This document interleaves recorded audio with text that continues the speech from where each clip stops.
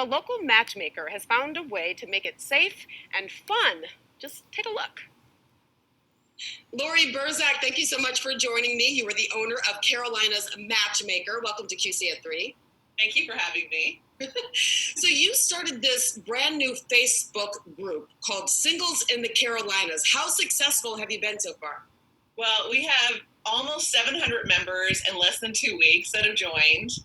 And essentially, it's a community of single people, all ages, who are really looking to connect in a meaningful, community-like way during what obviously is a very challenging time. Right. During this era of coronavirus, it's been tough for just about everybody. What is it like for folks who are dating during the coronavirus? Well, as a professional matchmaker and relationship coach, I do not send people out anymore on one-on-one dates. I only send people on virtual dates at this time. And I feel like it's actually been a very interesting exercise in getting to know someone on an emotional level, taking the physical piece completely out of it. So the men are having to work a lot harder to get to know someone. The good part about it is you don't have to spend money on dinners and drinks. The bad news is there is no physical touch. Obviously, there's layers of chemistry that are difficult to get through when you're working and meeting somebody virtually.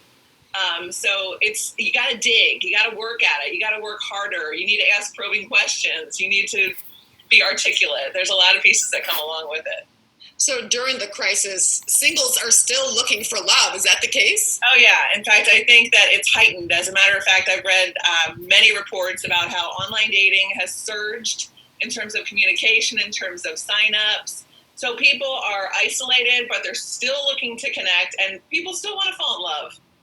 So there's a new kind of intimacy, I imagine, that's formed when you're inviting people into your home virtually. Yes. How are your clients negotiating that piece of it?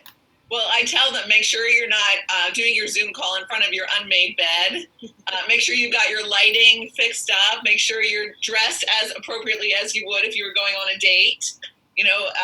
So women, still do your makeup, do your hair, whatever it is that you normally do to go on a date and look wonderful. And the same with men. Make sure your shirts are pressed. Make sure you trim back your beard.